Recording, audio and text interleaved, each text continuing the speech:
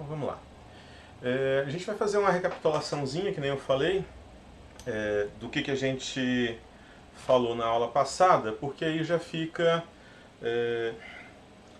gravado para o pessoal que vai vir na próxima aula. Então, esse semestre a gente vai usar como linguagem padrão em teoria da computação e linguagens formais e autômatos a linguagem Scala. Scala tem a proposta de ser uma linguagem funcional, mas também permitir programação orientada a objeto, né? O objetivo declarado aí da criação da linguagem era ser uma linguagem funcional que as pessoas pudessem ir adotando o paradigma de programação funcional aos poucos, voltada para quem já tinha alguma experiência em linguagem Java, né? Então, embora a linguagem tenha esse caráter aí de multiparadigma, a gente vai tentar, sempre que possível, focar na parte de programação funcional. Mas, na hora que ficar muito complicado de fazer funcional, pode dar uma escapadinha aí para orientação a objeto, que não tem muito problema não. Então, existem versões de Scala que rodam no Java Virtual Machine e existem versões de Scala que compilam, ou transpilam, na verdade, né, para JavaScript. Antigamente também tinha uma versão que compilava para a plataforma .NET da Microsoft. Mas a gente vai focar aqui na versão de Scala para o Java Virtual Machine, né? Então, um dos requisitos para a gente poder executar programas em Scala é ter o Java Virtual Machine instalado. Para desenvolver com Scala, você precisa ter Scala instalado, e tem uma ferramenta chamada SBT, que é Simple Build Tool, né? Que é usada para automatizar o build dos projetos em Scala. Então, a gente vai... Bom, eu vou assumir que tem o Java Virtual Machine instalado. Deixa eu só trazer o console aqui.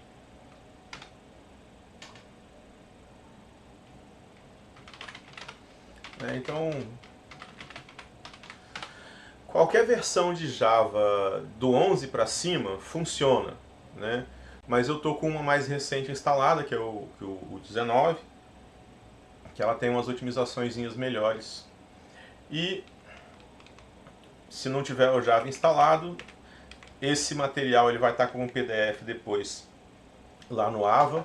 Então dá para acessar e ver o link aqui do Adopt Open JDK, né, JDK.net, para fazer a instalação. Mas tipicamente é fácil de instalar o Java Virtual Machine. E no site do Scala, que é o scala-lang.org, tem aqui as instruções para fazer a instalação, né? Ele usa uma ferramenta chamada Coursier, né, para fazer a instalação da maior parte das ferramentas. Dependendo do sistema operacional que você usar, vai ter instalação nativa para essas ferramentas também, mas se não tiver, tem esse Coursier. O Coursier é um programa em Java, então se você tiver o Java Virtual Machine, ele faz download das ferramentas todas de Scala para você de um jeito bem facinho, né? Então, uma vez que você instalou o Scala, você testa se ele está instalado. A linguagem Scala, até a versão 2, ela tinha uma sintaxe mais parecida com a sintaxe de Java, né? Ou de C, que usava muito chaves, né? E não dependia de indentação. Na versão 3 em diante, que é o que a gente deve usar, ele passou a ter uma sintaxe que lembra mais Haskell ou Python, para quem está acostumado com Python, em que a indentação ela importa. Então, quando for instalar, presta atenção para instalar a Scala, pelo menos esse 3.3, eu acho que está no 3.5 já, né, a versão mais atual. Eu acabei de descobrir que eu estou usando a versão 2. eu instalei do repositório oficial do Ubuntu, só que é o Ubuntu 22 que eu estou usando aqui. Ah, sim. Então, eu não acho que a versão 2 ela é uma versão ruim, mas aí, assim, tem que prestar atenção que os códigos que a gente vai usar, eles não vão necessariamente compilar na versão 2, tá? Então, Assim eu não vou atualizar aqui. beleza. Aí, uma vez instalado Scala, aí é bom instalar também o SBT, né, que é o Simple Build Tool. Ele tem um site à parte, que é o scalasbt.org. Mas se você instalar o Coursier ele já instala tanto o Scala quanto o SBT junto, né? Então ele facilita o processo de instalação. Então, muito tempo atrás existia o Make e tudo usava o Make e tinha os Makefiles. Hoje em dia parece que cada linguagem tem a sua ferramenta de build própria, né? Então você tem que aprender 17 ferramentas de build diferentes aí. Mas, enfim, o SBT ele é relativamente fácil de usar e ele tem umas receitinhas prontas. Então, se você chamar SBT New, na frente dele você pode especificar um template de projeto. E aí ele vem aqui no site do SBT e busca esse template de projeto. Então, ele tem um monte de templates aí para aplicação web, desde o mais básico, que é esse Scala Seed, né, até a aplicação web, aplicação mobile, que você pode usar a Scala para fazer, compilar para mobile também. Né. Mas a gente vai usar bem o básicozinho dele. O nosso foco não é virar mega programador em Scala. É só entender Scala bem o suficiente para a gente conseguir acompanhar os exemplos na hora que eu estiver falando da parte aí mais de teoria da computação, né?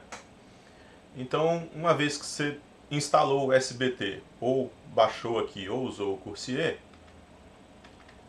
você pode testar aqui SBT version, se eu não me engano.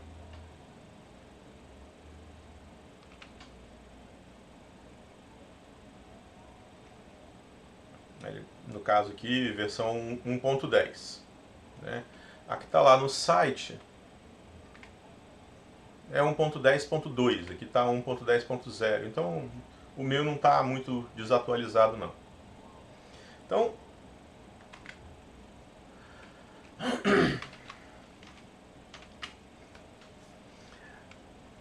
uma vez que a gente está com Java Virtual Machine, está com Scala, está com SBT instalado, a gente já está pronto para começar a programar alguma coisa. Né? Então, vamos fazer de novo o Hello World, né? o básicozinho do Hello World. E aí a gente vai fazer duas versões dele. Uma que é só o código mesmo, do jeito mais baunilha, assim, mais padrãozinho possível. Tá? E um outro usando o SBT. Né? Então, primeiro, vamos criar aqui um diretório Hello World. Hello World 1. O Hello World Plain. Né? E dentro desse Hello World Plain eu vou criar um arquivo chamado hello.scala.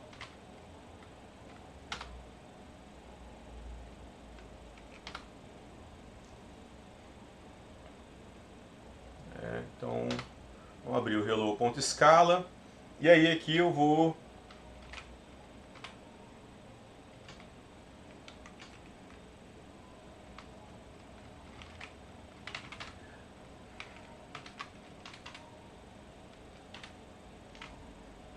tá legível aí desse tamanho?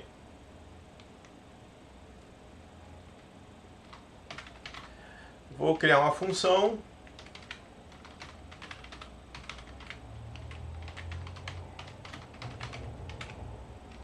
Hello World e salva.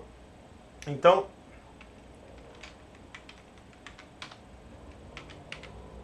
Dava para fazer em uma linha, mas vamos colocar em duas só para ficar mais bonitinho.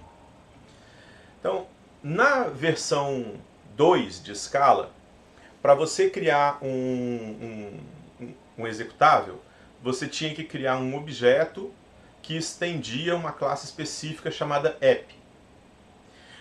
Na versão 3, você coloca essa anotação aqui, @main, na frente de alguma função do seu programa, e essa função passa a ser então o que a gente chama de entry point do seu programa, né? Na hora que o seu programa começar a executar, ele vai começar a executar por essa função. Então, salvou.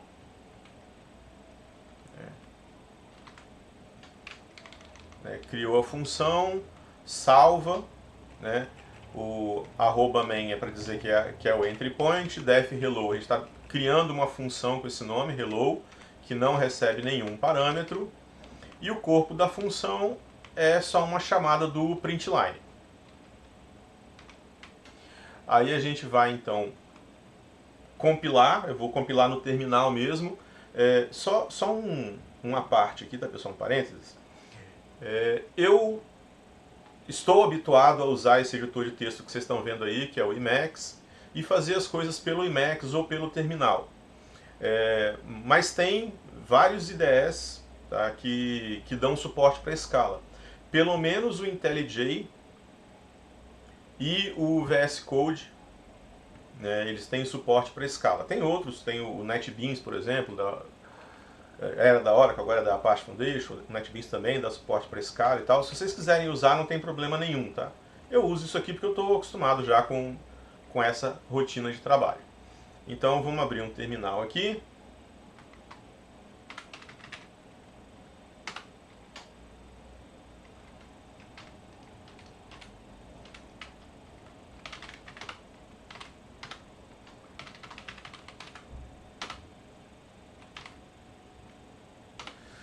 Então a gente tem aí o nosso arquivo hello.scala, o compilador Scala se chama Scala C.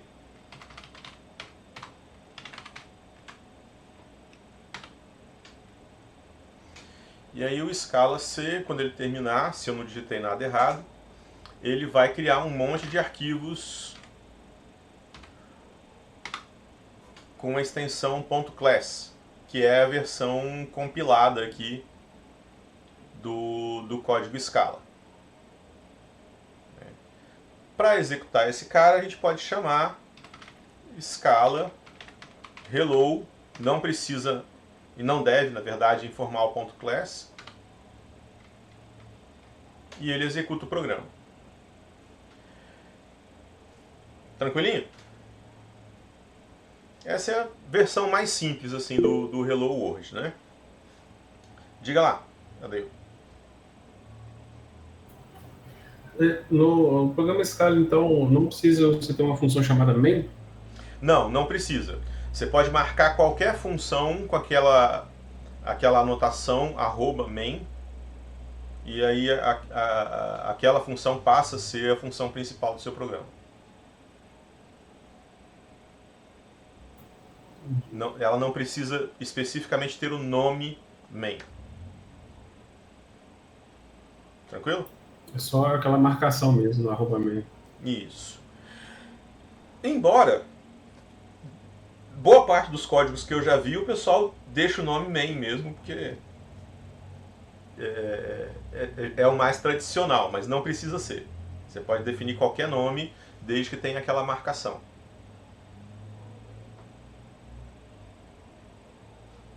Ok? Então, isso aqui é o jeito mais simples que tem de você criar um programazinho, compilar e rodar, né? Mas se você vai fazer alguma coisa maior, você provavelmente vai precisar criar um projeto ou alguma coisa assim, né? Para você poder ter vários arquivos, importar bibliotecas e coisas do tipo. Então, nossa próxima versão aqui é com um projeto. Então vamos criar aqui o diretório.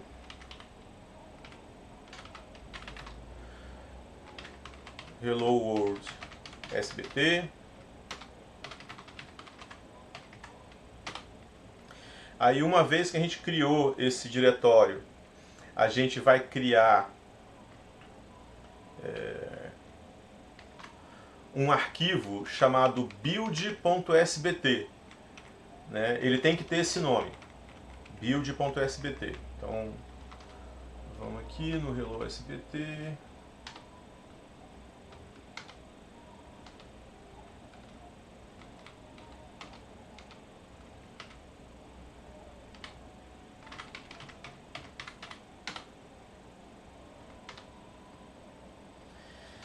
As únicas coisas obrigatórias nesse arquivo build.sbt é o nome do projeto, uma versão e a versão de escala que você está usando para compilar ele. Né? Na verdade, eu até tenho um pouquinho de dúvida se a versão do projeto ela é obrigatória ou não. Mas, de qualquer modo, mesmo se não for obrigatório, eu acho que é porque ele precisa disso para gerar o .jar depois. Né? Mas, então eu estou chamando o projeto de Hello World, a versão 0.1. A versão pode ser qualquer coisa aqui, tá? Qualquer string. Ela não precisa ter esse formato número, ponto, essas coisas assim não. E a versão de escala eu estou usando a 3.3.1, que é essa que eu tenho instalado mesmo. Porque se for a que você já tem instalado, ele não baixa. Mas se você colocar uma diferente, ele vai baixar essa versão para poder compilar o projeto. Aí gasta um tempo danado. Tudo bem que gasta só na primeira vez, mas... Ok, mas enfim. Aí, uma vez que a gente criou o arquivo de build, o arquivo de build pode ter mais coisas.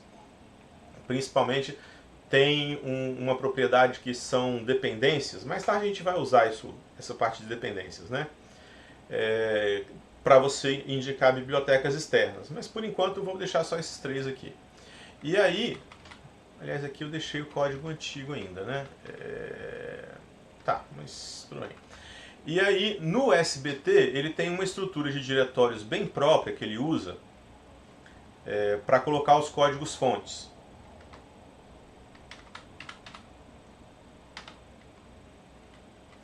Então,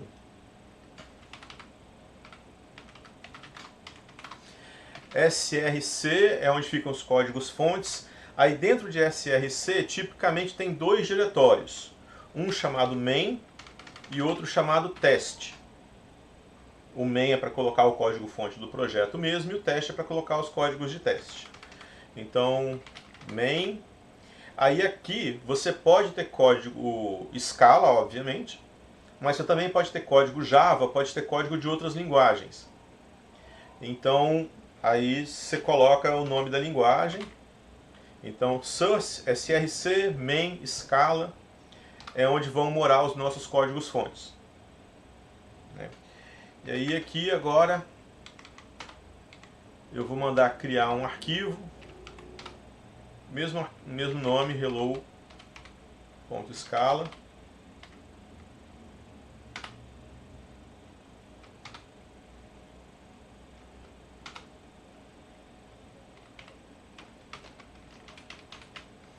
Mesmo código, main def hello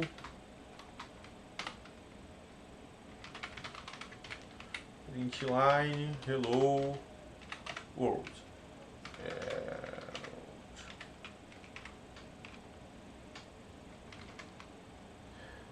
Beleza. Aí, uma vez que o código está criado, né, a gente pode vir aqui e falar sbt compile, por exemplo. E aí ele compila o projeto. Demora um pouquinho, mas...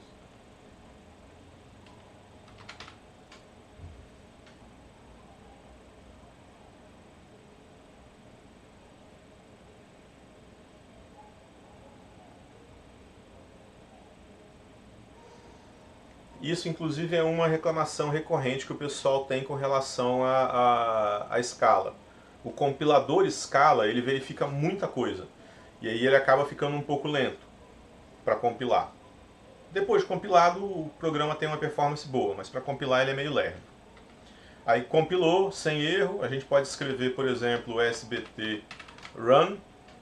Inclusive pode fazer o run antes de fazer o compile, que ele compila, né, se precisar.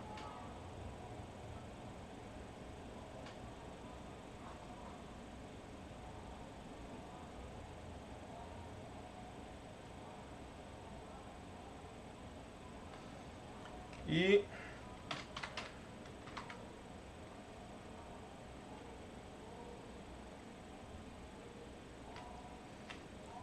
sbt package. Se eu não me engano, ele vai gerar um arquivo .jar pra gente que encapsula o nosso programa. Então,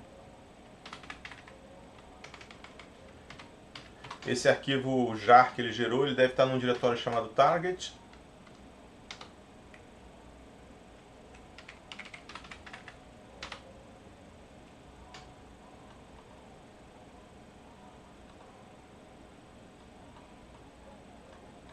Ele gera 500 coisas diferentes nesse target. Mas ele gerou o nosso arquivo aqui, ó. Né? Hello World. Então,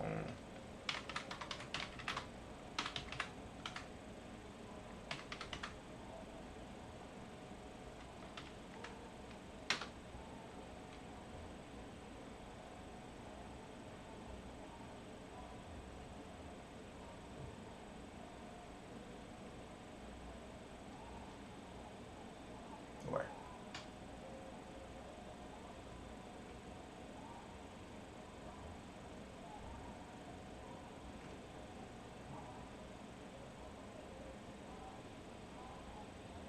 Ele deu um erro na hora de carregar o .jar, mas eu não vou me demorar muito com isso agora, não. Porque o objetivo não é fazer o .jar agora. Era mais a gente ver a parte do compilação com o SBT mesmo. Então, aqui é sbt.run que a gente fez. E para a gente melhorar um pouquinho, vamos colocar leitura no nosso programinha. Então vamos fazer um outro projeto.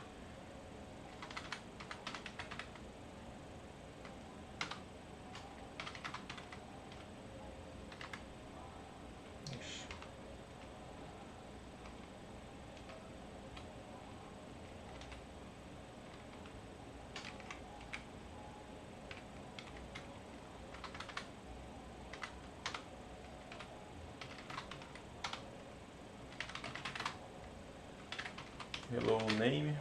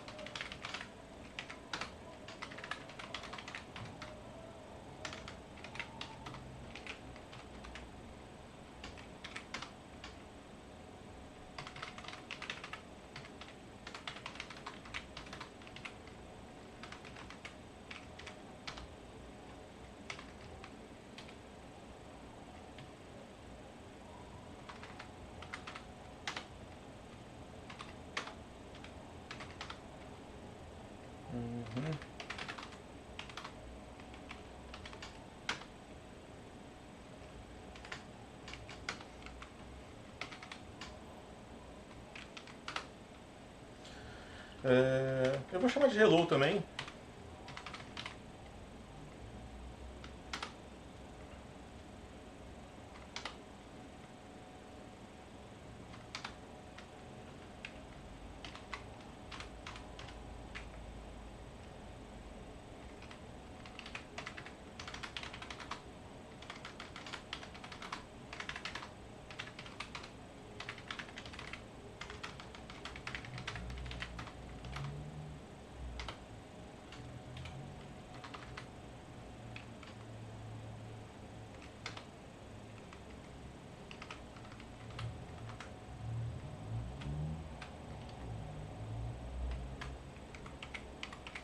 Então a gente vai imprimir um promptzinho, qual é o seu nome, vai ler da entrada padrão, então em escala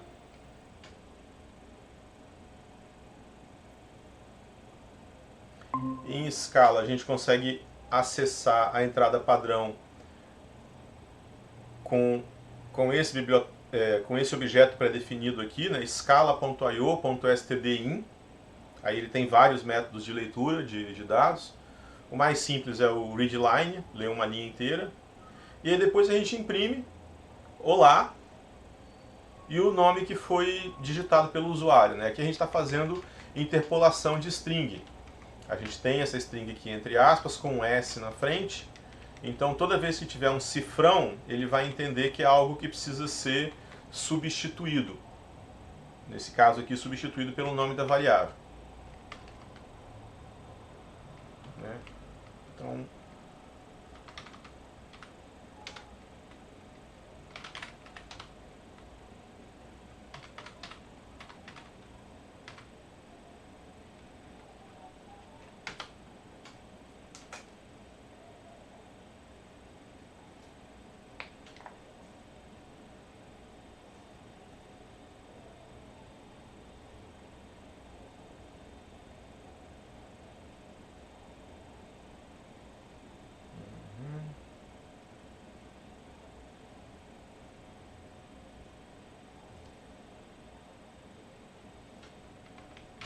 qual é o seu nome? Jefferson.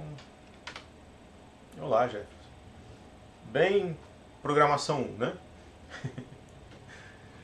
Mas, beleza, funcionou, compilou, rodou. Então,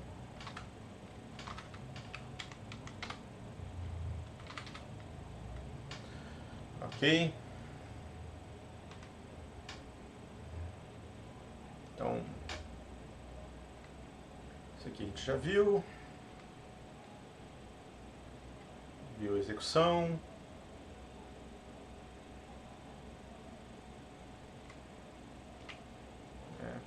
Então a gente viu instalação do Scala e do SBT, criação de um programa sem projeto, né, um programinha bem simples, um arquivo só, sem projeto, compilar e executar. Criação de programa com projeto, a gente fez dois projetos aí, duas versões do projeto. E agora vocês estão prontos para começar a programar, fazer os exercícios em escala, né? Então, até aí, tranquilo?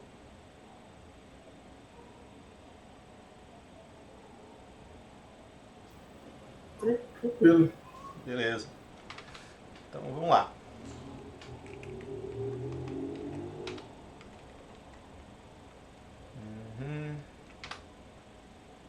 Aí a gente falou também, na aula passada,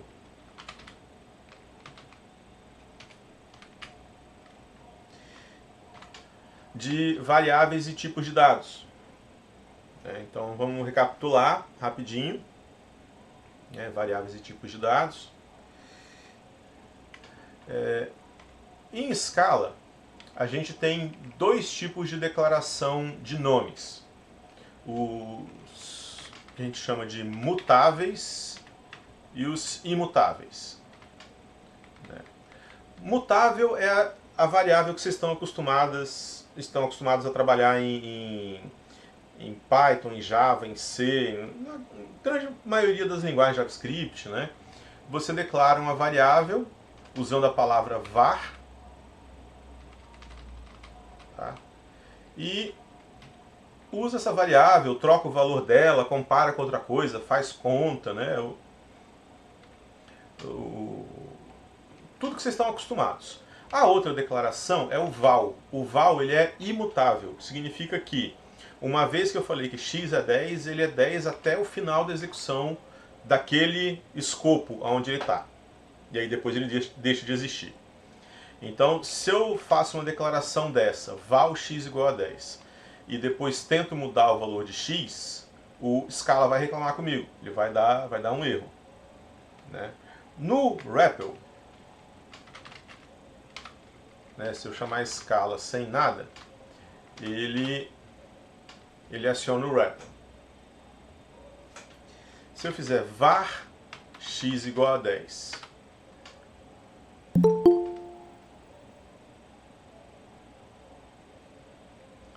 e depois fizer x igual a x mais 1, ele aceita, sem problema nenhum.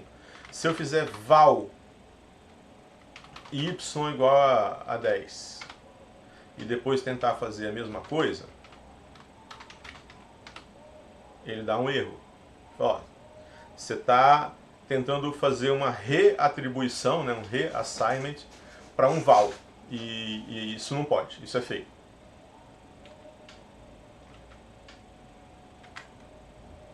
Ok? Então, val é variável normal, mutável, e var é variável imutável. Você só pode dar valor para ela quando você cria. Tá? Dependendo do ambiente que você estiver usando, ele inclusive vai colocar essas duas coisas de coresinhas diferentes para você poder diferenciar com mais facilidade um do outro. Né? Então, em Scala, você pode só colocar var ou val, o nome e a atribuição, e isso automaticamente define o valor. Desculpa, define não só o valor, mas também o tipo da variável. Então, vocês veem que quando eu fiz aqui var x igual a 10, ele imediatamente colocou aqui embaixo que x é um inteiro. Mesma coisa para o y. Ele infere o tipo. Se você não quiser confiar na inferência do val x1, eu não quero que isso aqui venha como inteiro, eu quero que ele venha como long. Então você mesmo pode colocar o tipo da variável. Se for possível converter, ele vai converter o valor que você passou para aquele tipo.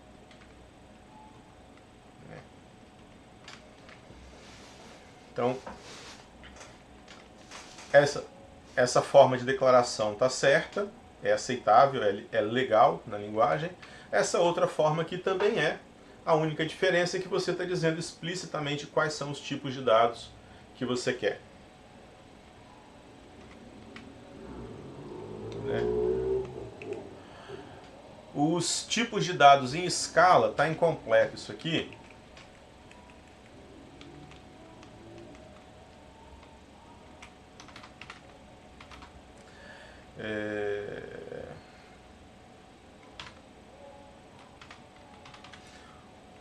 Um byte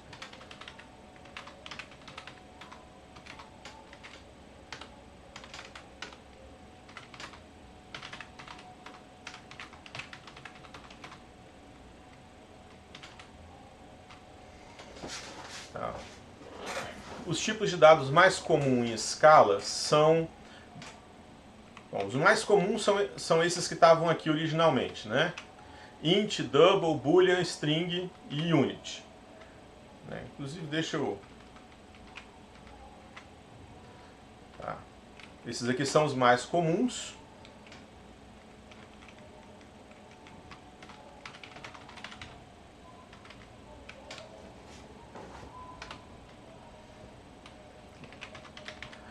Além desses, existem também os tipos básicos abaixo.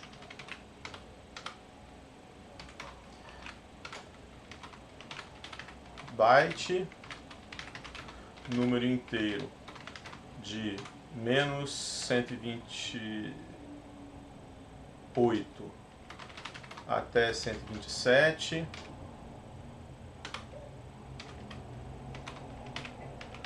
Short,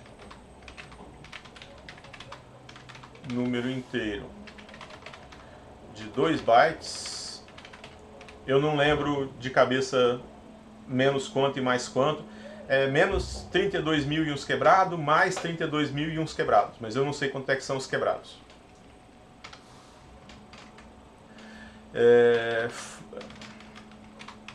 Float, número em ponto flutuante, com 4 bytes. O double tem 8 bytes, o float tem 4. Aí isso muda a quantidade de dígitos que a gente consegue armazenar e qual o tamanho do expoente que eu estou multiplicando esses dígitos. Também tem... Eu não lembro de cabeça agora se é char ou se é character, mas eu acho que é char. É char, isso.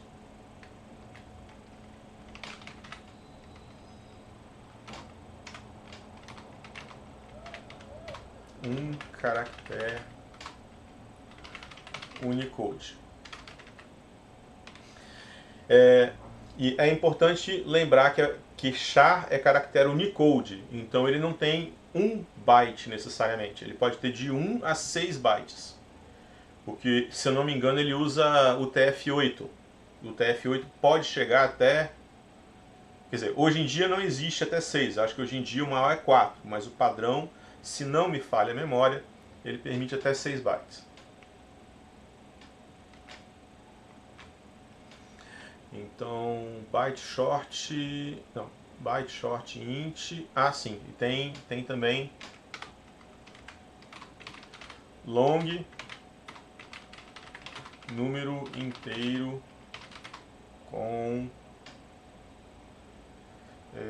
8 bytes.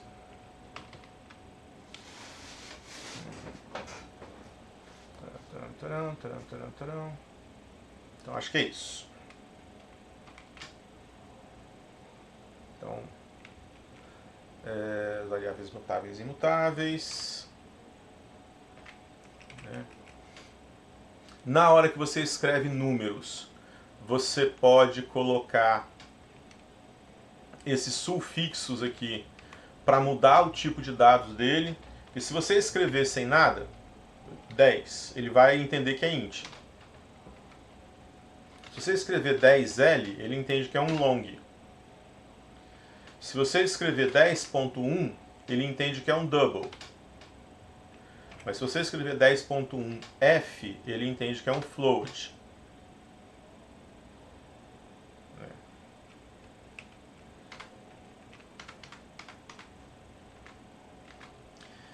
Se você escrever da mesma forma que em Java, né? Se você escrever, ou C, se você escrever um número começando em 0, ele entende que esse número está em notação octal. Opa, falei bobagem? Falei bobagem, aparentemente.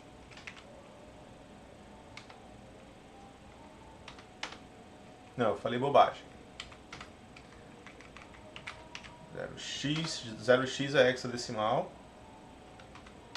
Deveria ser.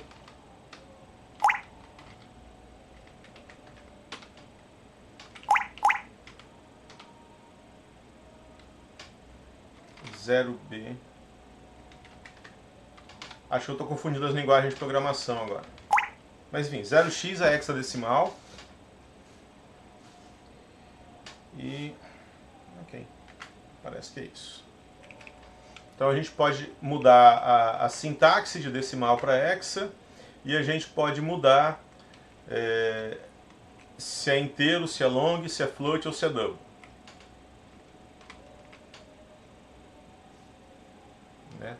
Tem mais coisas, tá?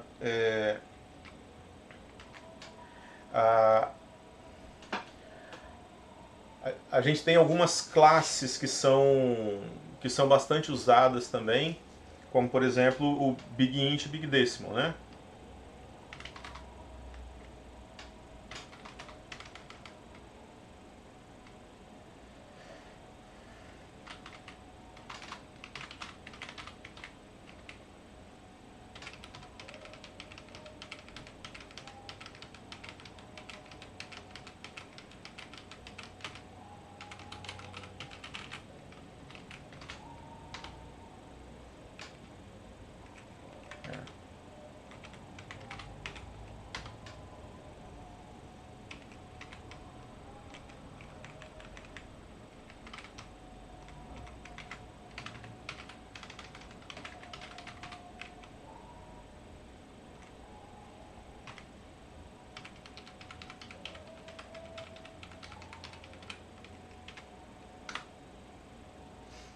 Que a gente pode usar quando a gente precisa de números que não cabem no double ou no long, por exemplo.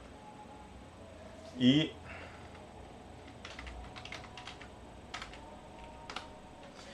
a linguagem Scala, ela sobrescreve os operadores aritméticos, então eles funcionam com o Big Int e com o Big Decimal.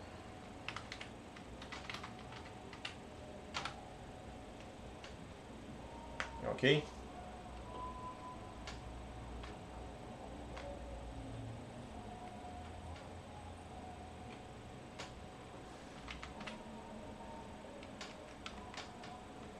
Tranquilo até aí?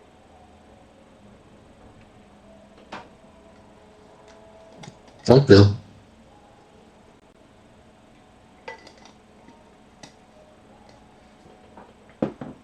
Então, a última coisa que a gente estava falando na aula passada, e aí a gente meio que encerra a revisão e começa a ver coisas novas, né?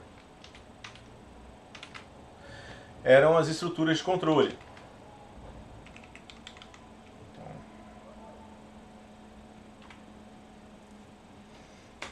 Então a gente vai falar sobre as estruturas de controle, de escala, e lembrando o seguinte, né?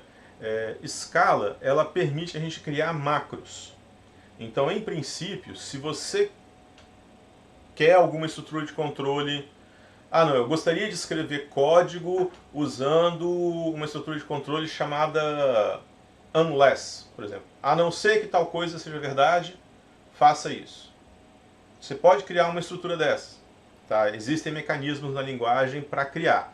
Eu não vou entrar, pelo menos não nesse momento, nos detalhes sobre macros. Mais adiante, quando a gente estiver falando da parte de teoria da computação que está relacionado com isso, eu até vou voltar, vou falar sobre macros, vou falar sobre homoiconicidade, que é a capacidade da linguagem representar ela mesma dentro das suas próprias estruturas de dados, né? Mas isso é mais adiante lá na parte de teoria da computação. Esse semestre passado nem deu tempo de falar disso direito. Por enquanto não vou falar de macros e de homoiconicidade não. Então, condicional, né? O condicional básico é o if. Tá? Então, if, condição booleana, then, a expressão que vai ser retornada se a condição booleana for verdadeira, else, a condição que vai ser retornada se a expressão que vai ser retornada se a condição booleana for falsa. Né? Lembrando que em toda linguagem funcional, Scala inclusive, tudo são expressões, então tudo tem um valor no final. Pode ser que esse valor seja unit, o valor que é usado quando você não quer retornar nada. Pode ser que seja unit, mas sempre tem um valor, sempre dá para atribuir isso para alguma variável. Tá? Então, por exemplo, aqui no println, eu só estou chamando o println porque não me interessa o valor de retorno dele, porque eu sei que vai ser unit. Mas em princípio eu podia fazer isso aqui, val x igual, e aí pegar o x já está sendo usado ali, né? Sei lá, u igual a println. Só que eu sei que isso aqui vai ser unit e não tem nada que eu possa fazer com unit. Não existe operação em cima desse tipo. Então não precisa fazer isso aqui. Mas é possível. Né? Ok. Então, x igual a 10, se x menor do que 0, recebe negativo, se não, recebe positivo.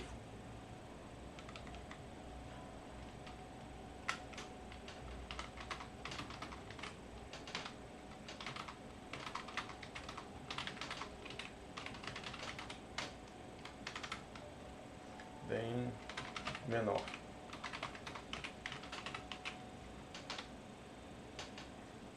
Ok?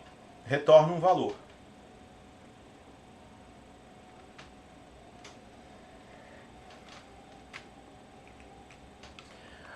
A gente pode colocar um if dentro do outro de modo aninhado. Então a gente pode escrever coisas desse tipo aqui. Else if funciona como se fosse o else if do Python ou elif do JavaScript, né? Ou coisas similares. Então, se x for menor do que 0, then negativo.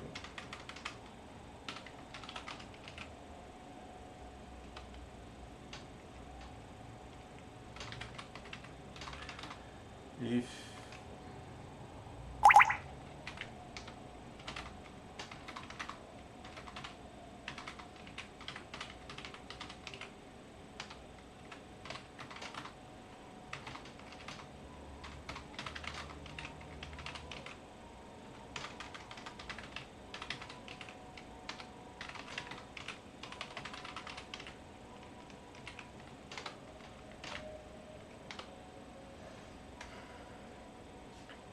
ok?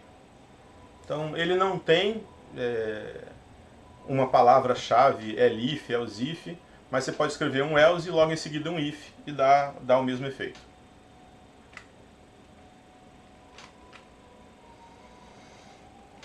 Aí tem o while e o do while, os dois fazem a mesma coisa, só que um testa a condição no começo e outro testa a condição no final. Então, aí nesse caso aqui, o while e o do while, tipicamente eles são usados quando você está escrevendo código que não é funcional. Porque aí alguma coisa no corpo do while precisa mudar a condição que está sendo usada. Então, quando você vai escrever código funcional puro, em geral você não usa o while e o do while. Mas vamos ver só por completude, né?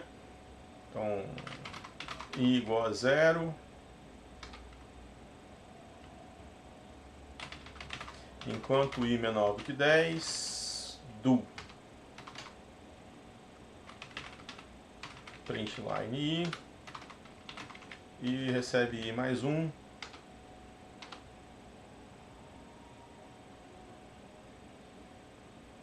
Ué. Ah, é porque eu defini como val i. Erro meu. Tinha que definir como var i. Agora sim. Tranquilo? E de modo semelhante a gente poderia fazer var j igual a 0 do.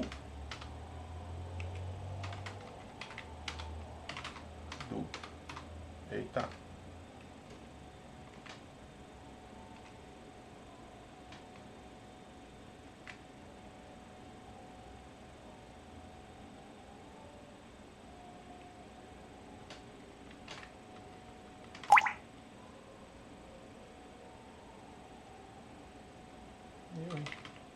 Para sair do REPL é dois pontos Q ou dois pontos exit.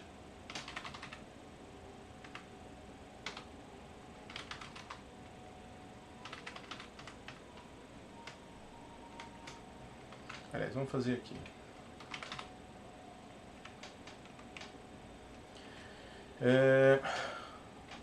Eu vou criar um diretório chamado test while.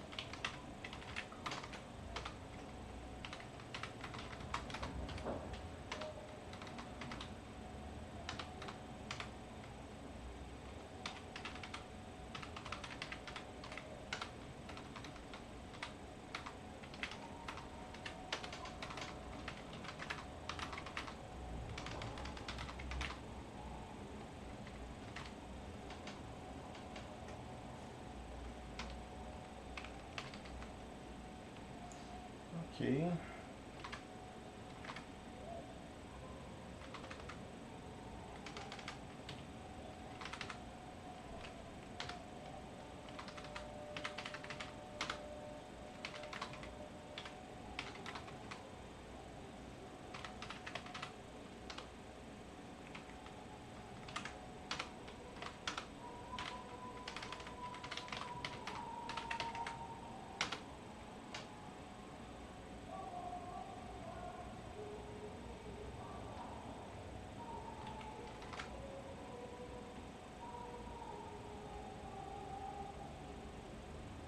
var é var.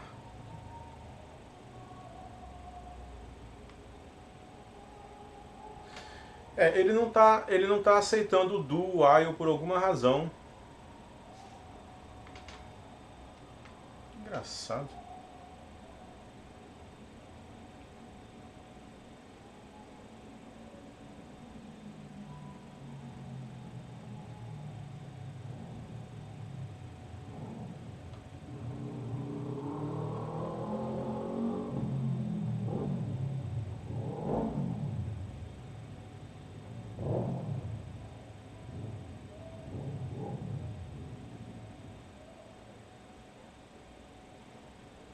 Não, desculpa, pessoal, erro meu.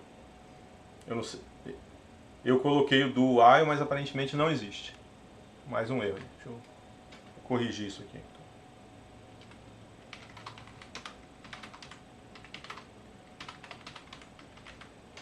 Isso não existe.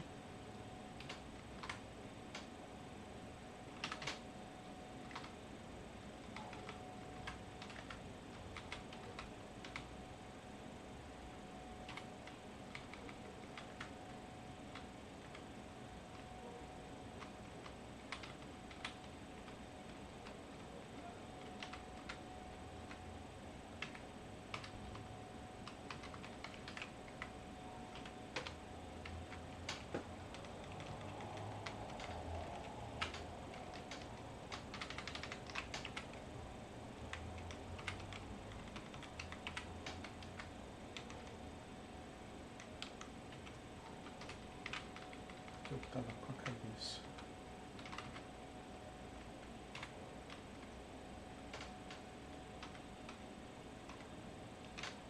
Bom, beleza. E aí tem o for.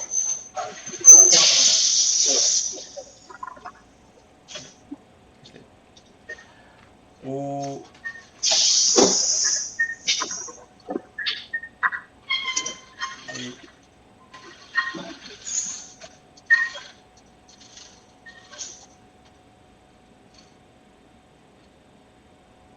ok.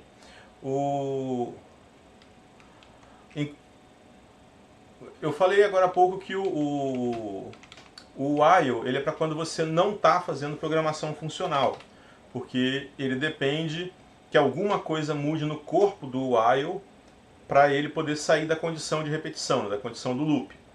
Já o for, ele não tem esse problema. O for ele vai repetir uma quantidade fixa de vezes, ele vai passar por cada um dos valores que você indicar no for, e embora pareça que essa variável i está mudando, na verdade a gente pode olhar para isso aqui como se fosse uma recursão. Tá? Inclusive, em algumas implementações, ele é implementado como uma recursão. Então, a gente considera o for uma construção funcional. Então, vou pegar aqui.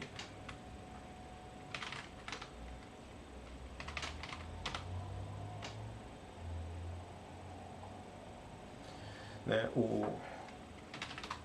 quando a gente define um for, a gente pode indicar, logo depois da palavra for, uma sequência de elementos que podem ser de dois tipos.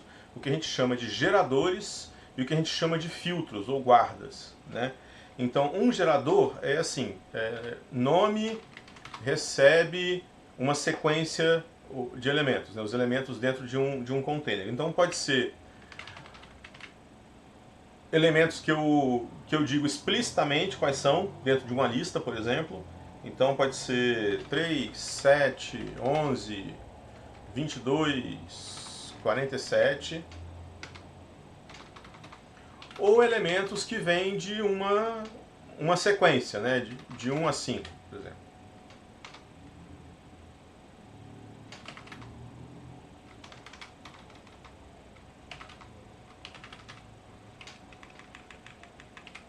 Mas não pode repetir o mesmo nome. Print line.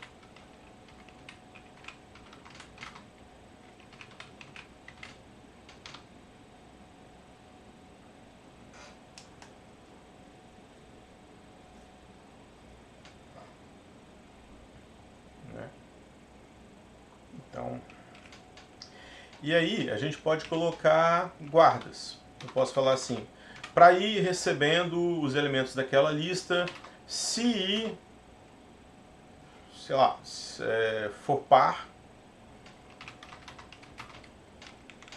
aí eu faço isso aqui. Só o 22 é par? Ah, ok. E se J for ímpar, if J por cento, aí eu faço isso aqui. Então a gente pode intercalar geradores e filtros, né, geradores e guardas, do jeito que a gente quiser. Para cada elemento de um gerador, ele executa todos os elementos dos geradores que vem abaixo. E o for ele tem duas formas de uso, digamos assim. O for com o do, ele executa o código que vem depois e descarta os resultados desse código. Então, normalmente a gente faz isso quando vai ter algum efeito colateral, como, por exemplo, imprimir na tela. Ou eu posso usar o for para gerar uma lista de valores. Então, eu digo que ele gera nesse yield, por exemplo, i,j. E aí ele gera para mim a lista.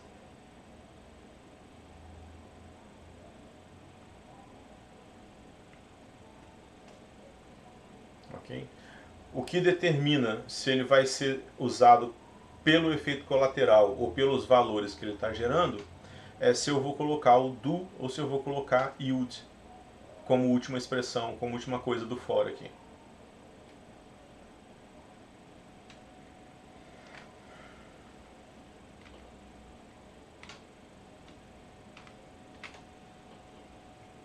Então, a gente pode usar ele assim, multiplicando tudo por 2.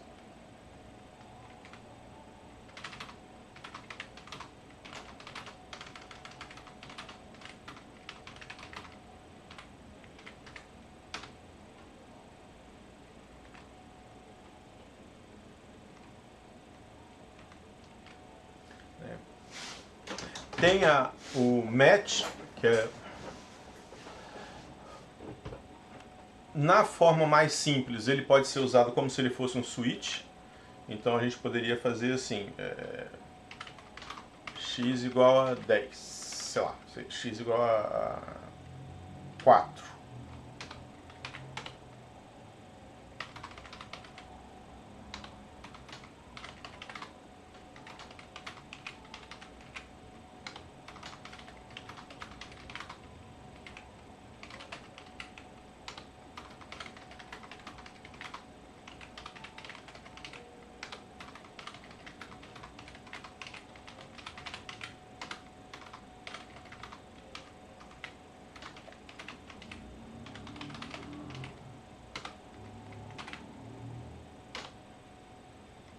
Né?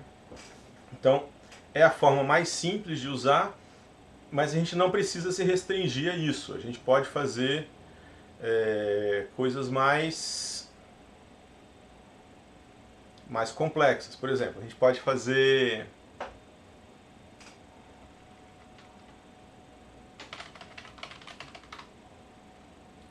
class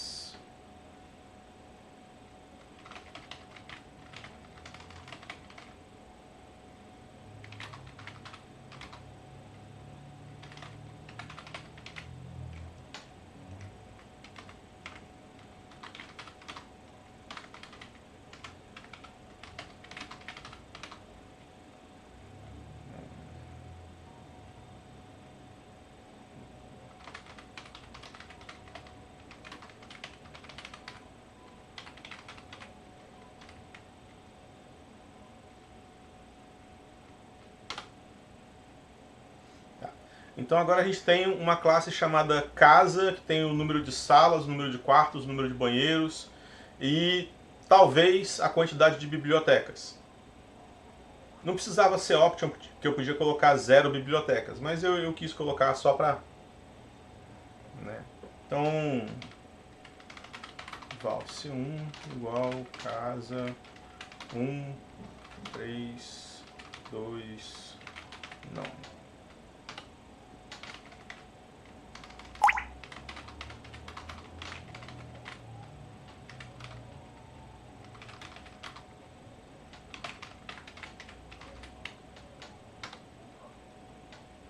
Ok, então a gente tem duas casas aí. Então,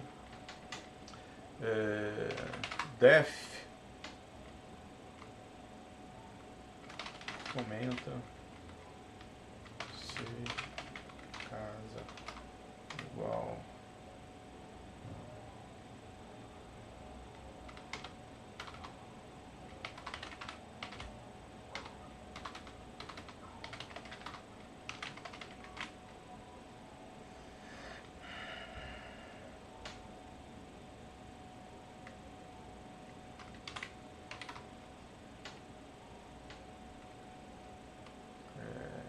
que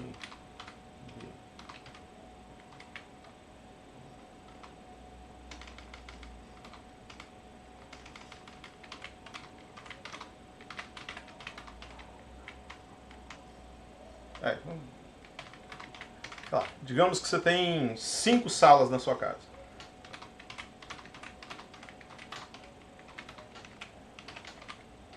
Salas demais.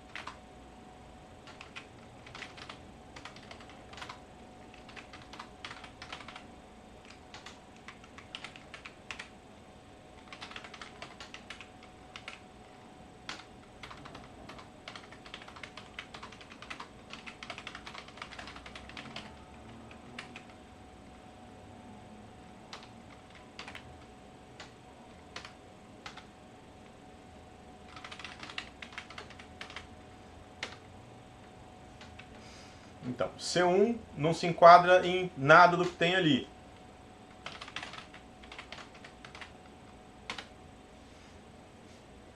Faltou colocar o S para fazer a interpolação, só isso que faltou.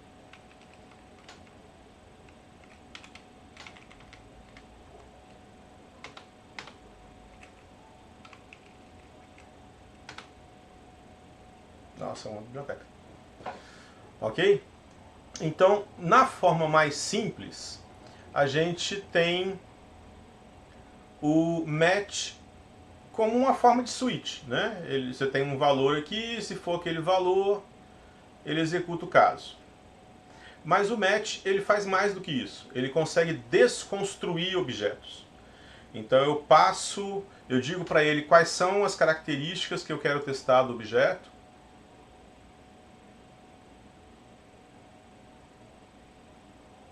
E aí eu consigo ir dentro do objeto e olhar se aquelas características estão lá. Então, deixa eu colocar isso aqui, inclusive, como mais um exemplo lá.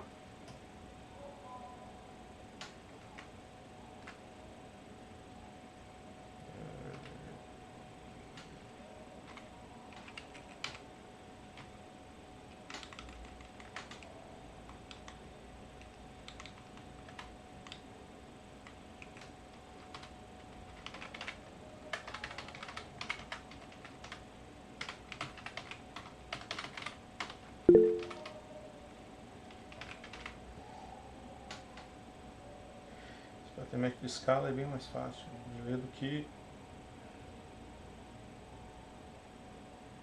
que o do Clojure. Eu concordo. O pattern match do Scala é bem mais fácil de ler do que o do Clojure.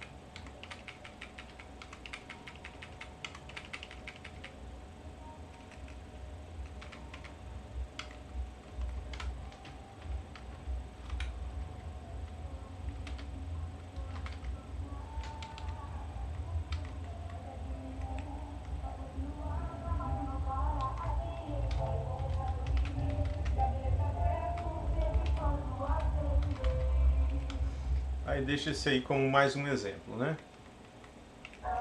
Beleza.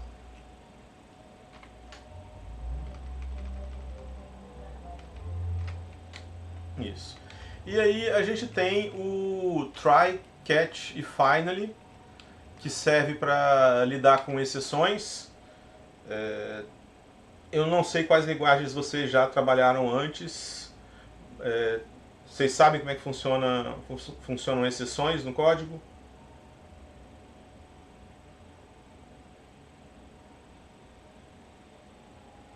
Sim? Não? Se for igual a outras linguagens. É muito parecido com Java, por exemplo, ou acho que Python também funciona de modo parecido. Tem algumas coisas que você faz e dá erro. Esse erro ele é manifestado pela linguagem como um troço que a gente chama de uma exceção. E aí, se ele não for tratado, ele vai subindo até que eventualmente ele aborta o programa. Né? Então, por exemplo, vamos pegar um Python aqui.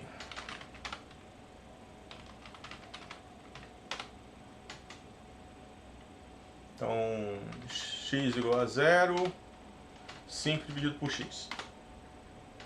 Aí ele gera uma exceção que é dividir por 0. Como ninguém lidou com essa exceção, ela veio subindo até, nesse caso aqui ele está no interpretador, está no REPL, aí ele veio subindo até o REPL. Né? Como é que a gente pode tratar uma exceção? Né? Você pode tentar fazer ela dentro de um bloco de try, que é justamente tentar, né? Eu tento fazer isso aqui. Se der erro, a gente tem a opção de catch, né? De apanhar, de pegar esse erro. No caso de Scala, o catch ele funciona de modo parecido com o match. Então a gente vai tratar isso aqui com padrões. O padrão mais simples é simplesmente eu colocar um nome e falar assim, olha, deu erro tal.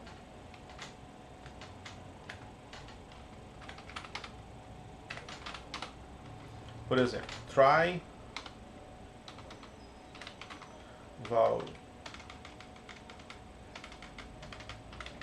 var x igual a 1. Try x igual 10 dividido por 0.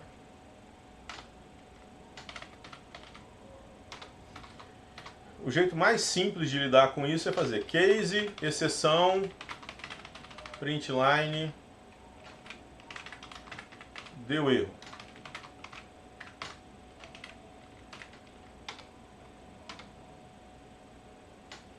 E de novo eu esqueci do troço da interpolação. Deu erro, divisão por 0. Né? Aí falou assim, mas eu posso ter várias exceções diferentes naquele bloco de código e eu quero lidar com elas de jeito diferente. Então você pode falar assim, olha, se for uma exceção do tipo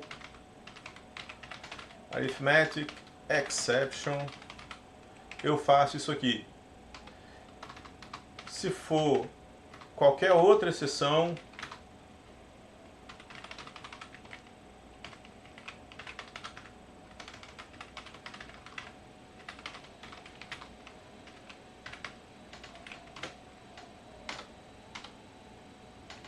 né?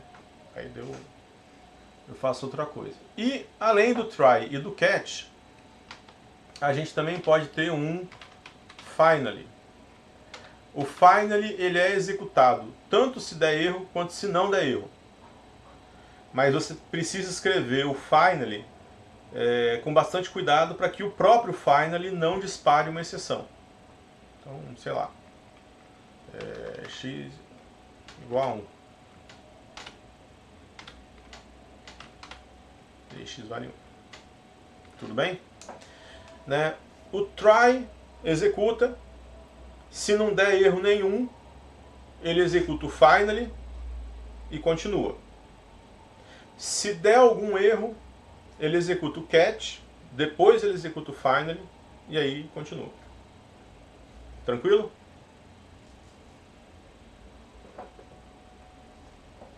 Até aí, ok?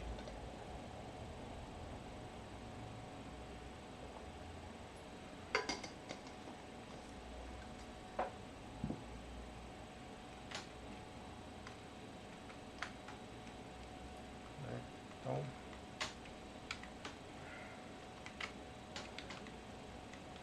ok. E aí, da parte de estruturas de controle, basicamente é isso. Scala não tem uma variedade muito grande de estruturas de controle, mas se você quiser, você pode escrever a sua, né? Então,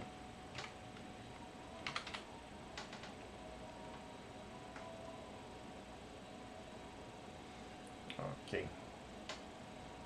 Então, vamos falar sobre modelagem de domínio. Mas isso aqui é...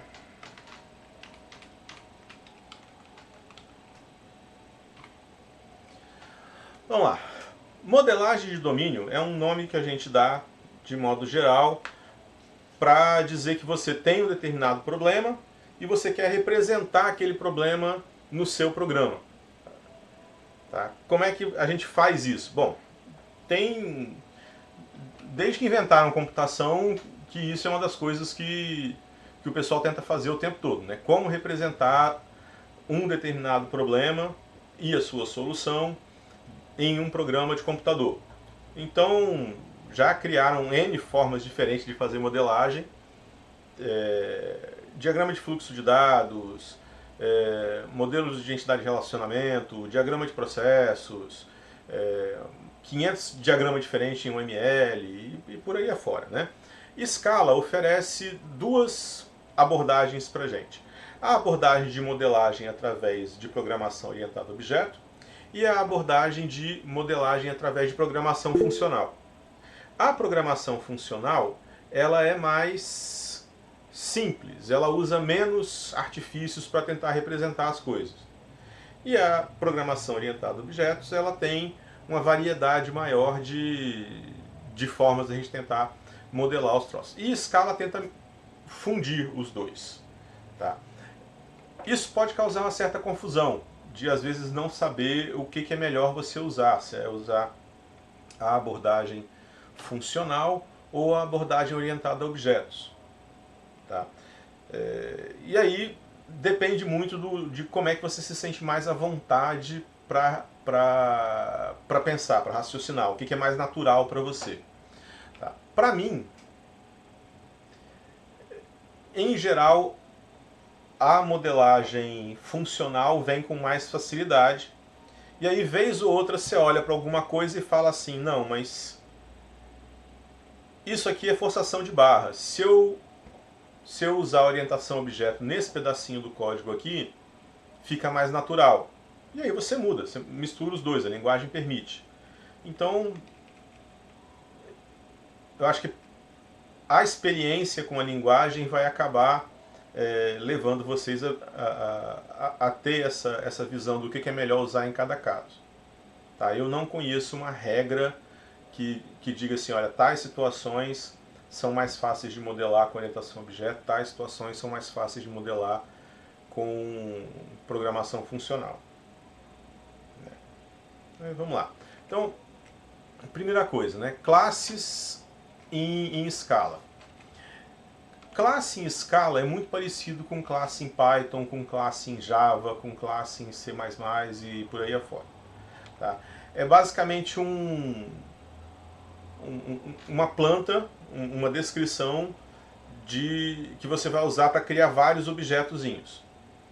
Né? Então, normalmente não, a sua classe provavelmente vai ter um construtor, uma forma de você criar instâncias dela, e esse construtor provavelmente vai receber algum parâmetro. Esses parâmetros você passa quando você define, quando você cria a classe. Então, classe pessoa. E aí você já coloca quais são os parâmetros que ela tem logo na frente do nome da classe. Então ela tem nome e ela tem idade. E aí você cria instâncias dessa classe com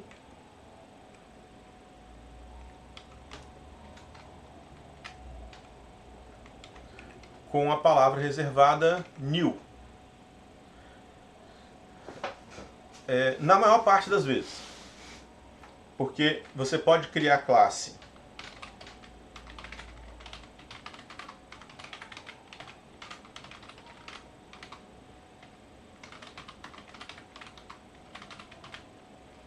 uma classe, aspas, normal, digamos assim.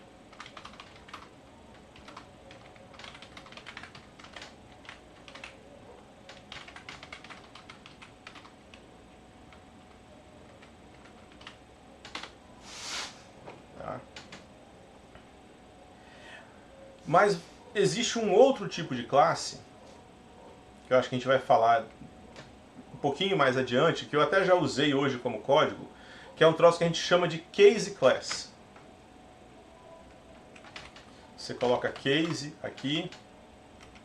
Case class, necessariamente os parâmetros dela tem que ser val, não pode ser var. Então você não precisa escrever o val. E aí quando você tem um case class, você não precisa escrever new. Você pode escrever só pessoa.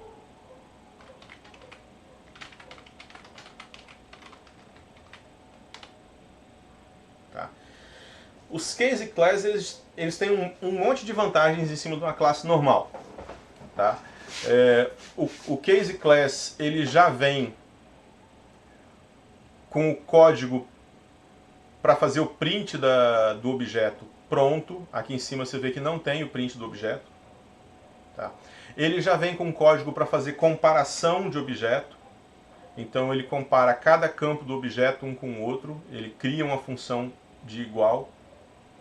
O case class ele já vem com código para fazer a desconstrução do objeto quando você usa casamento de padrões, o pattern matching. Tá? A classe normal não tem isso. Na classe normal você precisa escrever um código para fazer a desconstrução. Né? Você precisa escrever na mão o código para fazer a desconstrução. Então, o case class ele é muito mais fácil de usar.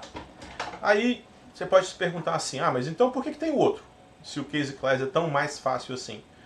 Porque às vezes você quer ter controle sobre como que as coisas são feitas. Você quer ter controle sobre como que a classe é impressa, você quer ter controle sobre como que o desconstrutor funciona, você quer ter controle sobre como que o código de hash é gerado, como que a função de igualdade vai funcionar e assim por diante. Então, se você quiser ter controle dessas coisas todas, você cria uma classe normal e você escreve na mão o código.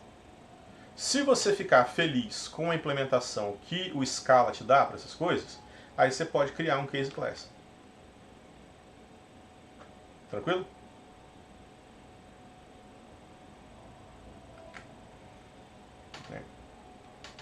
Então, para acessar os campos de uma classe, a notação é com ponto, igual Python, igual Java. Classes e case classes podem ter métodos. Tá? Então,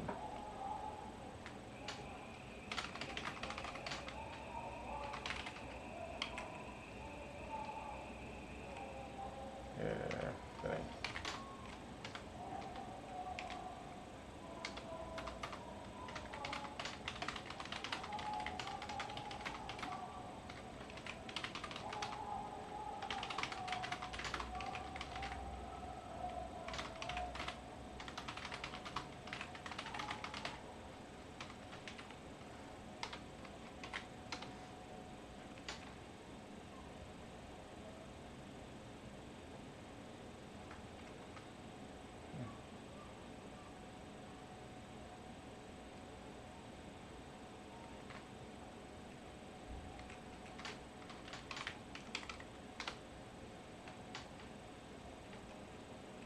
Ok, então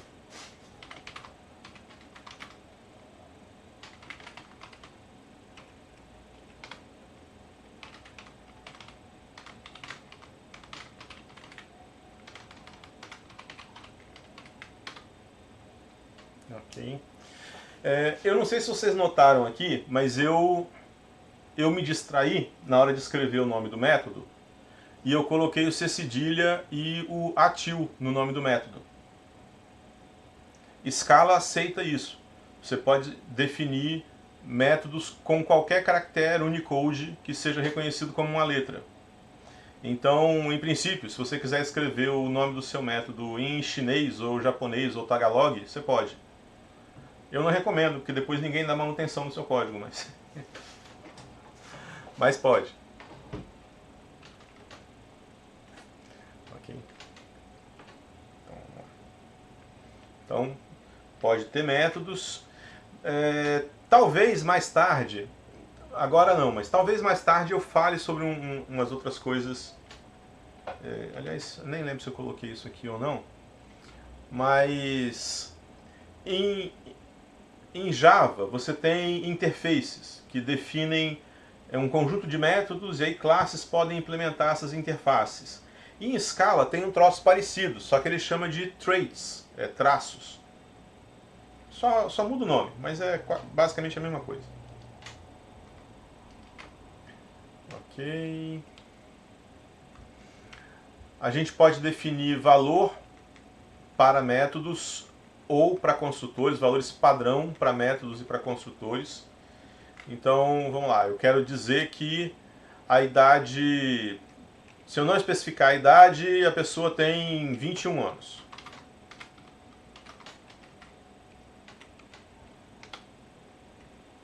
Então,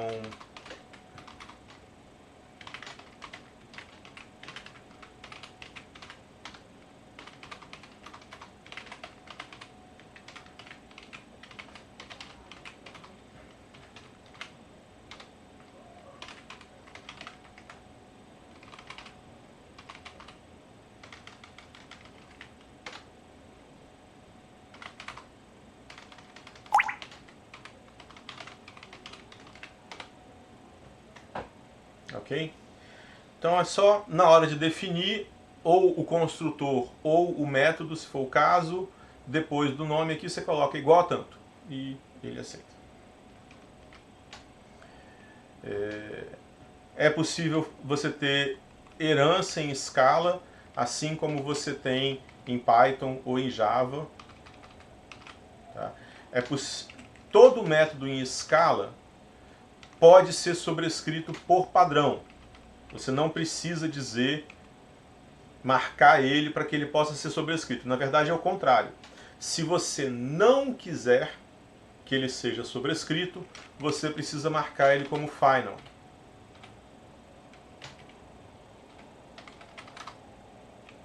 Tá. Para sobrescrever um método, você coloca override na frente do nome dele e aí ele sobrescreve. Ok?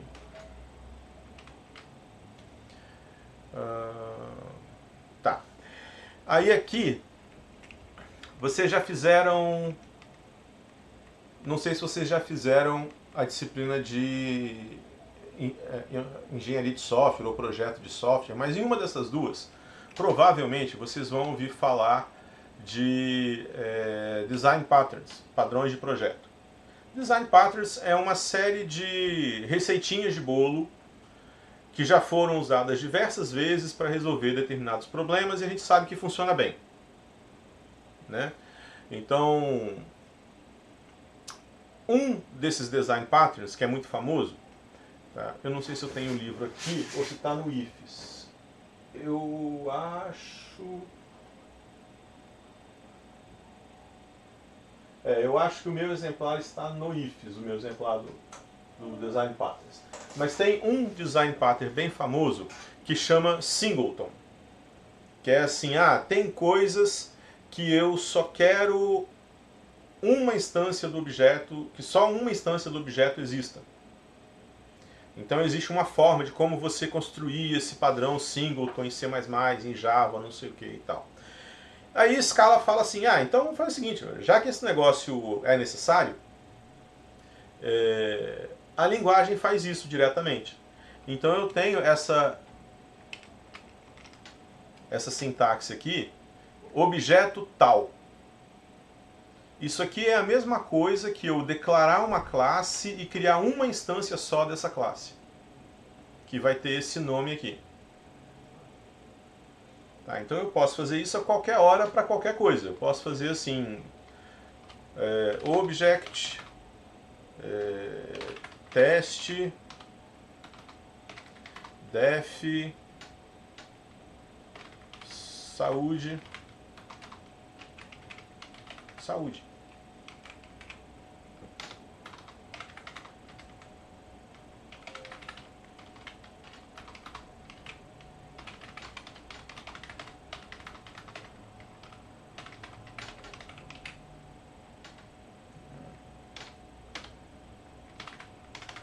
E aí agora eu tenho teste.saúde.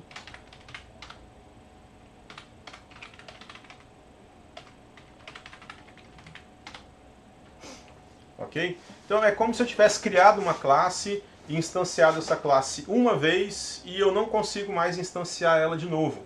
Eu não consigo criar uma outra instância da classe desse objeto chamado teste.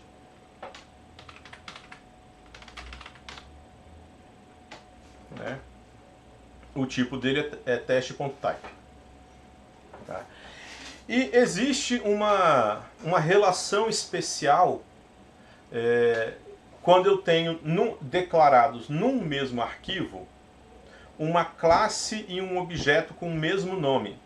Aí esse objeto a gente chama de companion object. Tá? Que é um objeto que guarda, vamos colocar assim, funções que a classe precisa usar, mas que não precisam ser de nenhuma instância específica, são funções gerais. Para quem sabe programar em Java, é mais ou menos a mesma ideia do método estático de Java. No Java, um método estático é um método que pertence à classe e não aos objetos. Em Scala, essa mesma ideia é representada por métodos do objeto companion, no companion object, né? Do objeto companheiro. Ok? Então, talvez ao longo do curso a gente tenha algum exemplo de uso disso aí. Aí eu volto nesse tópico. Tá. Case classes, mas a gente já falou. Já falei de case classes. Sim, uma coisa que eu não falei do case class, que é muito útil, é esse objeto, é esse método chamado copy, que é gerado automaticamente. Então eu tenho aqui P1 e P2.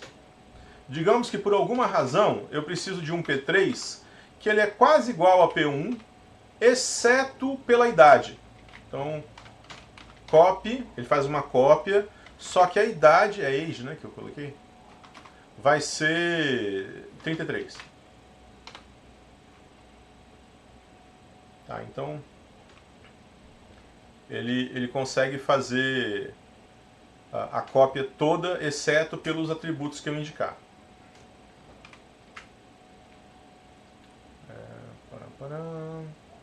Bom, a gente já viu o uso de match com case classes.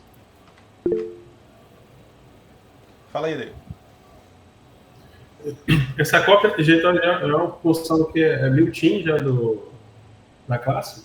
Sim, quando você declara um case class, ele automaticamente já cria código para fazer esse copy. Se não for case class, aí você tem que implementar a cópia na mão. Entendi. Ok. Agente domínio.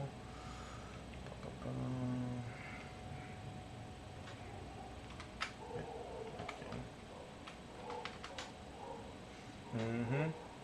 Então, essa parte aqui, todos esses arquivos que eu estou mostrando, depois eu vou gerar o PDF deles e colocar lá no Ava, tá bom? Tá, então... Professor, Sim. você está escutando. Boa noite. Quando a gente vai ter acesso ao APA? Provavelmente hoje. As salas já estão criadas, só que eu não coloquei elas visíveis ainda, porque não tinha nada dentro. Aí que eu estava terminando esses arquivos agora à tarde. Aí, ou hoje à noite ou amanhã cedo, eu vou colocar... Amanhã cedo. Amanhã pela manhã eu vou colocar isso aqui lá no Ava e aí vou liberar o acesso. Tá bom, obrigada. Falou.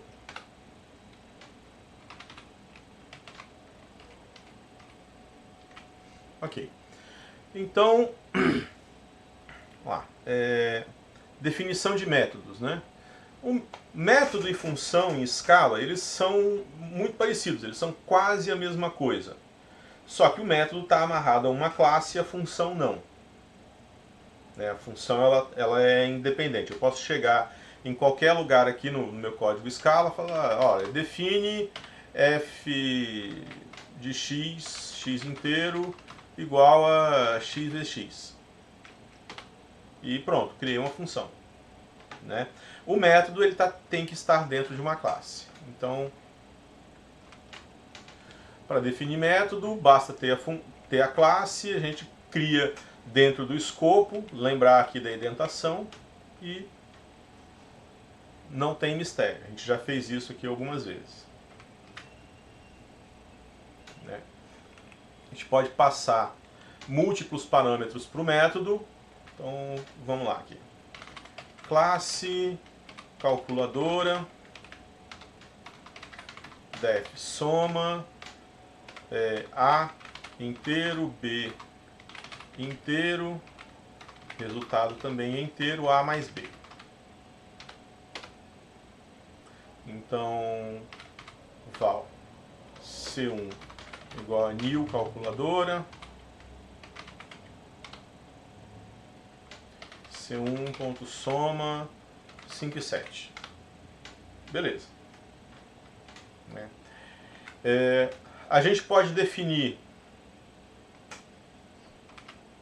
valores, a gente pode definir múltiplos métodos numa classe. Soma, def, multiplica. A.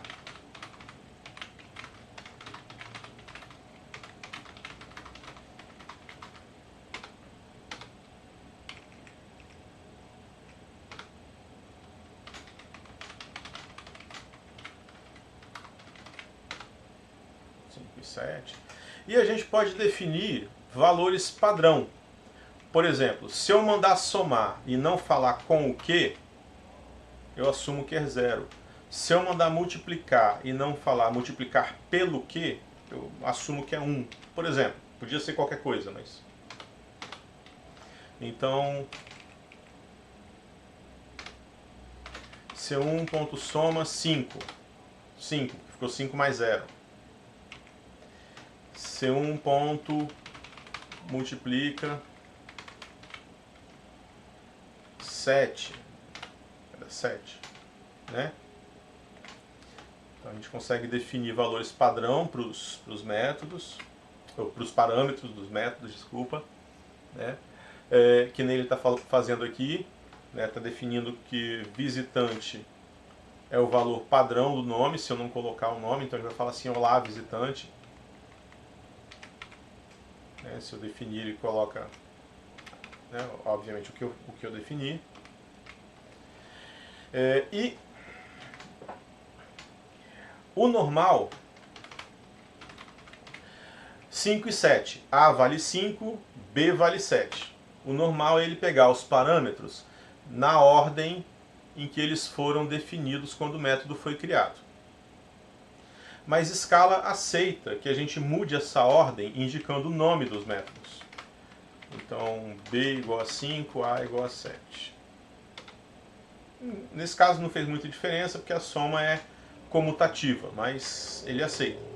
Então eu posso passar os parâmetros em qualquer ordem se eu indicar o nome deles. Se eu não indicar, tem que ser na ordem em que o método definiu. Né?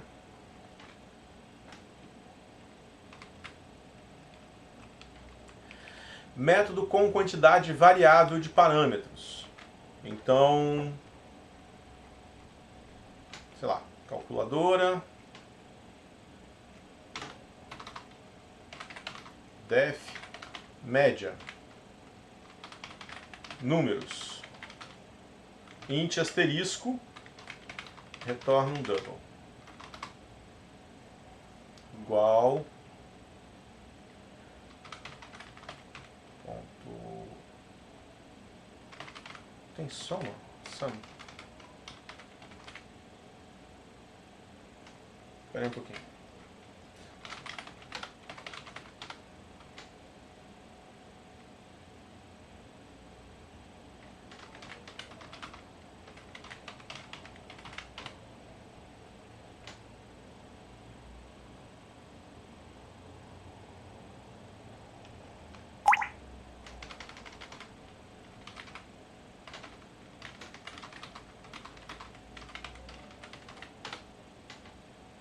Não, peraí.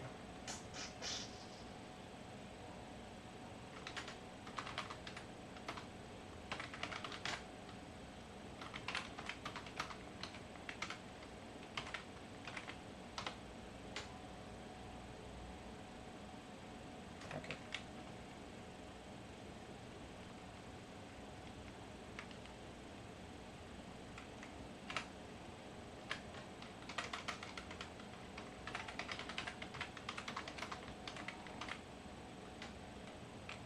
Uhum.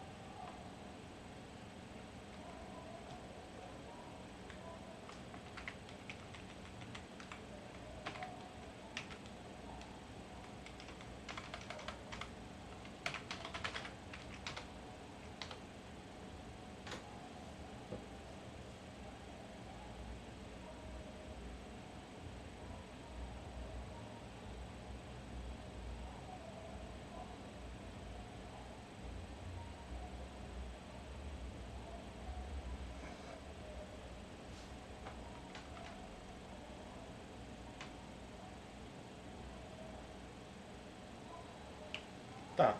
Só para exemplificar, vou fazer uma coisa mais simples aqui.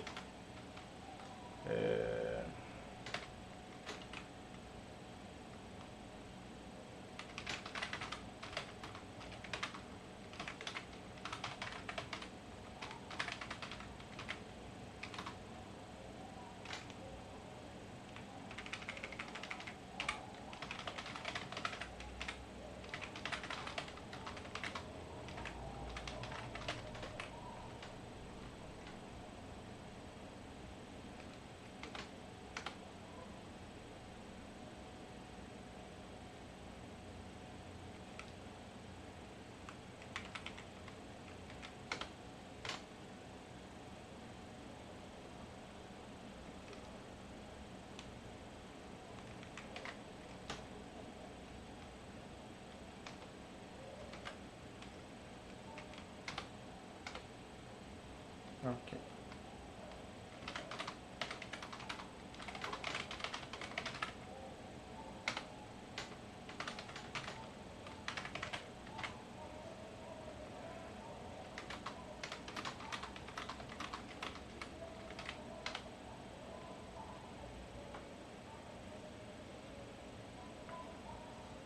Então ele retornou isso aqui. Veja que quando você coloca asterisco na frente do tipo, era inteiro, né? O que ele faz? Ele vai deixar você passar aqui quantos parâmetros você quiser, vai jogar tudo isso dentro de uma lista do tipo especificamente arraysec. Scala tem vários tipos de lista diferente, arraysec é um tipo de lista. E aí números, na verdade, ele não é do tipo int, ele é um sec de int, ele é uma sequência de inteiros.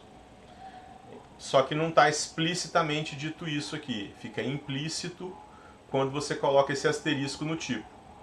E você pode misturar coisas. Def fun1 aqui. Então tem A do tipo inteiro, B do tipo boolean, C do tipo int asterisco.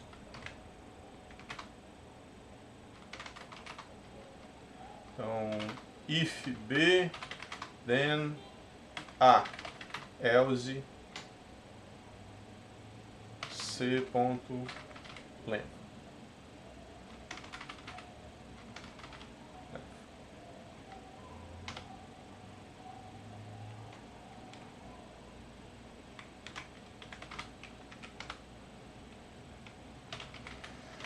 Então aqui eu posso passar 5, true,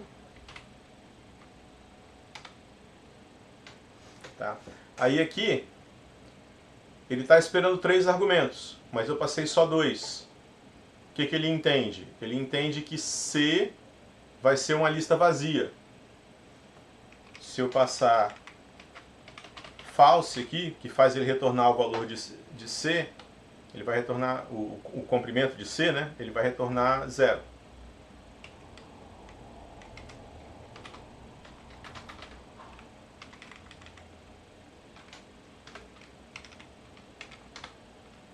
Aqui ele retorna 3.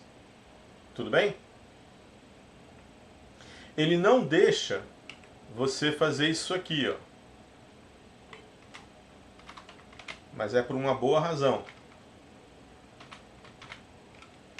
É porque se você fizer isso aqui, ele não vai saber onde é que termina C e onde é que começa D.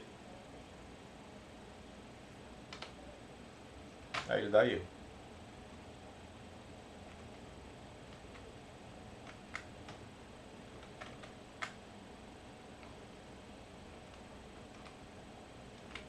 Métodos recursivos. Bom, todo mundo aí fez programação 1, todo mundo sabe o que é uma função recursiva. É uma função que chama ela mesma. Toda função recursiva, quando faz a chamada recursiva, precisa diminuir o tamanho do problema que ela está resolvendo para poder garantir que ele vai terminar. E ela tem que ter um caso base. Vamos fazer aqui.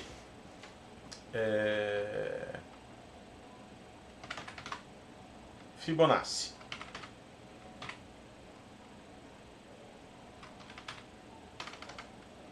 Fibonacci de n, do tipo inteiro, retorna um big int.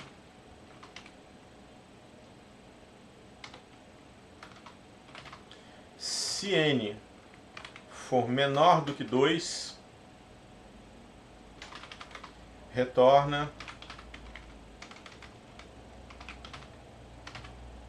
big int n. Menor ou igual... Se for menor ou igual a 2, retorna 1. Se não, retorna Fibonacci de n menos 1 mais Fibonacci de n menos 2. Acho que é isso.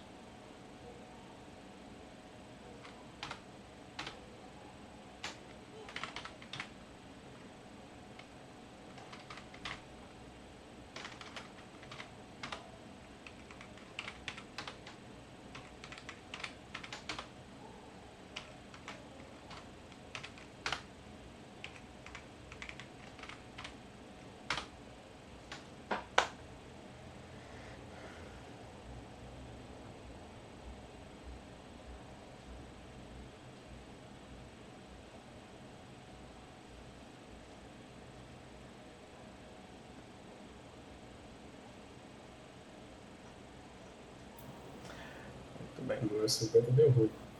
Oi? Fibonacci de 50 deu ruim. Fibonacci de 50 demora. Acho que é melhor abortar porque eles demoram uns 10 minutos.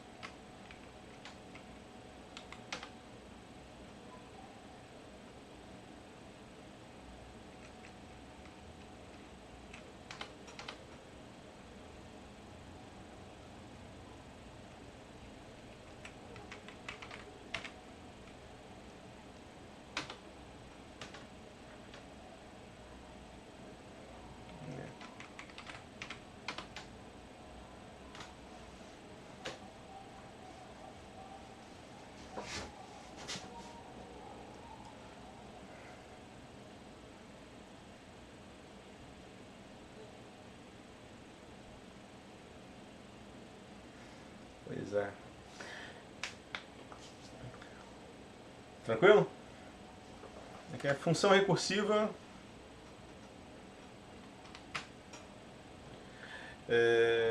Não, método de expressão a gente já falou. Ok. Até aí, tudo bem, pessoal? Eu tinha programado para falar de funções anônimas também hoje. Só que funções anônimas é algo que tem muito a ver com o que a gente vai... com o tópico seguinte a ele. Que eu vou falar de coleções em escala, né? Coleções e funções de alta ordem. Então eu acho que eu vou deixar para falar disso na próxima aula. Vamos encerrar por aqui por hoje, até porque tem 3 pessoas só. O pessoal, será que não viu a minha mensagem ou será que eles só... Professor, vou explicar o meu caso. Eu estava lá esperando, bonitinha no banco, aí passou um colega, não sei se ele está aqui na sala, mas ele falou, professor, me deu um e-mail, você acredita que eu não vi? de repente o pessoal Aí não eu viu acabei então, né? eu acho que não viu, pelo menos no meu caso, caiu no spam da vida, eu não consegui achar o e-mail de jeito nenhum, mas deu certo no fim das contas, acho que a galera não viu mesmo. Tá. Bom, de qualquer modo, eu vou colocar esse vídeo disponível depois, com o link lá no Ava, aí eles podem assistir mais tarde. E aí semana que vem a gente fala de funções de alta ordem, coleções, funções de alta ordem, coleções, tem mais um tópico que eu não estou lembrado agora de cabeça qual é, mas a gente tem 3 tópicos para falar na semana que vem, aí a gente continua semana que vem então. Aí hoje eu não vou fazer chamada não, porque já que só vieram 3, aí você fala assim, não, eu vim, eu quero a minha presença, né? Não, todo mundo vai ganhar a presença. Tá bom, pessoal? Agradeço por vocês terem vindo aí, não me deixar falando sozinho.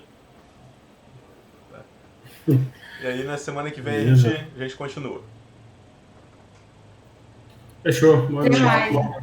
Boa noite. Boa noite pra vocês aí. Tchau, tchau.